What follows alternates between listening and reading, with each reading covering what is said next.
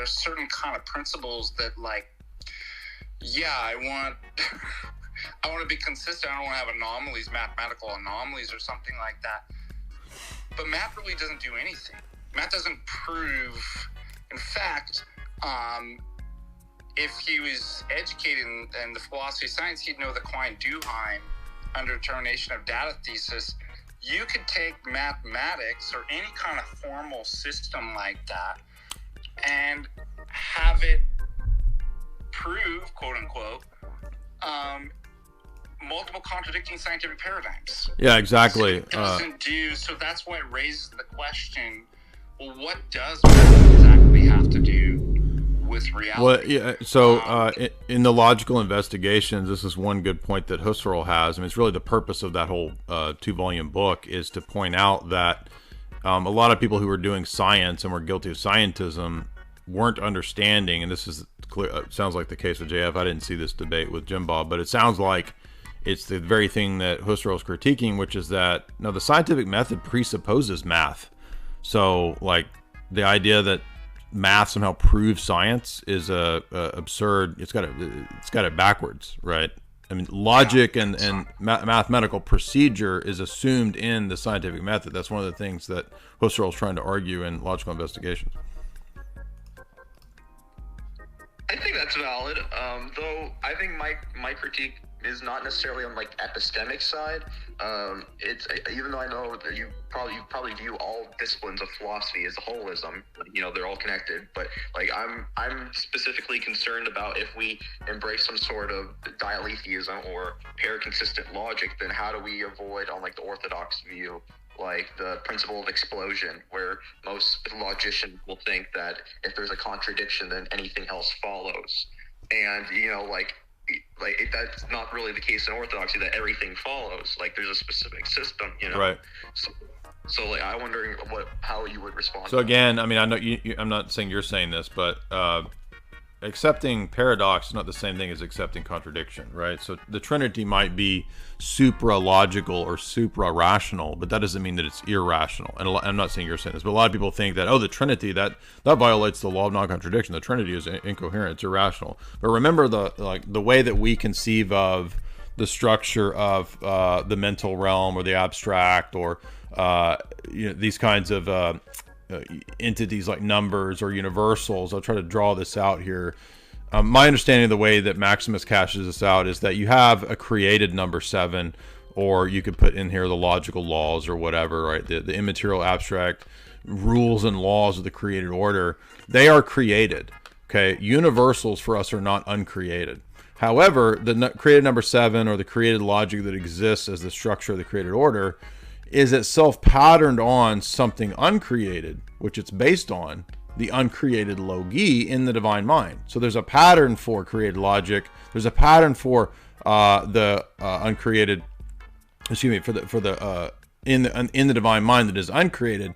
But this uncreated number 7, the uncreated logic that's in the divine mind, it bears an analogical similarity or predication, but it's not definitional. So in other words, the number 7 in my head is not identical to or definitional of the divine mind or the God's conception of the number 7. There's a similarity, but not a one-to-one univocal correspondence, and that would be relevant to the beginning of today's talk when we're talking about univocal predication and analogical predication. But remember that this 7 here, or logic that's in the divine mind, this is not exhaustive or definitional of the divine mind or the divine essence or divinity. It's just one of the divine rays that we learn, or one of the divine logi that God teaches us about himself. And there are infinite logi, infinite energies, St. Basil says. We will never exhaust the mind of God. The actions, the works, the attributes, the goodnesses of God will never be exhausted because they're infinite. And that's important because I'm not saying that Jordan was arguing this, but the fact that one of the divine rays that we learn from the created logic, right? Created logic teaches us about the divine mind. It doesn't exhaust it. It doesn't submit the divine mind to these things, even though they're reflections of the divine mind. So in other words, divinity transcends these single names, these divine names, but it doesn't contradict them. And that's why it's so important to say that the Trinity is supra-logical, because logic is created and logic is created logic is great, I should say, but it reflects an uncreated logic in the divine mind. But the uncreated logic in the divine mind does not exhaust the divinity, because the divine essence will never be defined, will never be known or exhausted. It's always, God is always transcending that limitation, even when we name him. Does that make sense? And the other thing I wanted to say about the paraconsistent logic too, that Jake kind of already hinted on, it seemed to be motivated, you know, it just took over in the second, you know, or became popular in the second half of the 20th century, but it seems to be motivated by certain logical paradoxes. But as Jay pointed out, paradox is not the same thing as contradiction. So I seem to have an issue with that. I do know that David Lewis is a famous philosopher that just simply argues it can't be defended because it's not common sense. Like, and that's kind of gets to that kind of realism too, that, well, what does this have to do with reality? If it flies against the face of common sense, just because, you know, you can, you know, formally make something consistent, doesn't mean that it's actually true or should be accepted. But my last argument would be, well, how does the paraconsistent logics, how do they get out of that? Well, wait a minute. If that, what it's saying, Daletheia is basically saying a sentence can both, its affirmation and negation can be true. Well, then what about the second order reflexive statement about paraconsistent logic? Logic itself, right? I don't understand how they're ever going to get out of that. And another point to keep in mind too, which Jordan may not be getting at, but I think it is kind of at least tangentially relevant to this topic, is the notion of the aeon. And the reason this matters is because a lot of people will equate every notion of eternality or infinity with the divine, and this is not true for orthodoxy.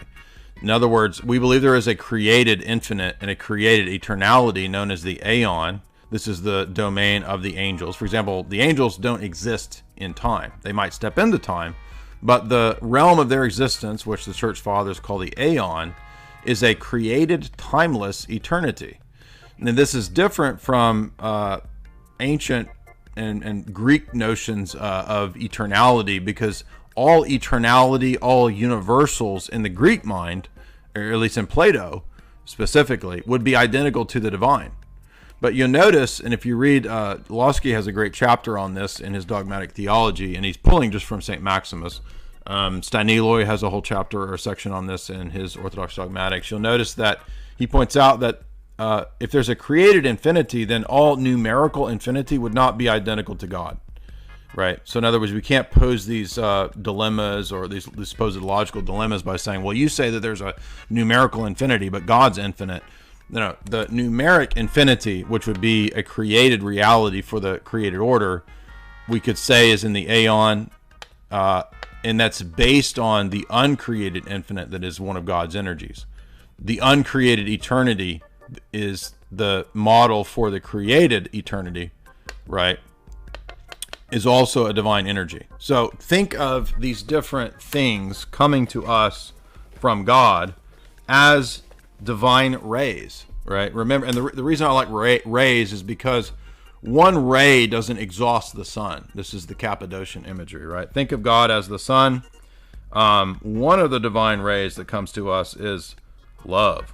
One of the divine rays that comes to us is truth. One of the divine rays that comes down to us is, say, beauty. One of the divine rays that comes down to us is logic.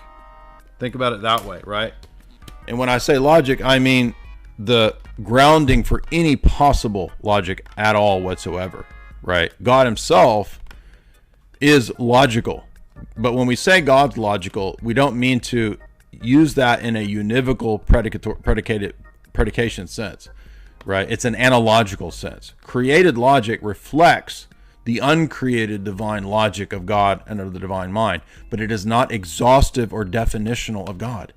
God is like the sun, the Cappadocians say, who brings down his rays to us, and the source is distinct from the light, which is distinct from the heat and is distinct from the many rays which contain the light and the heat, right? And we can make these distinctions in the sun and in its rays without giving way to undue multiplicity or to dividing the two. They all come together, right?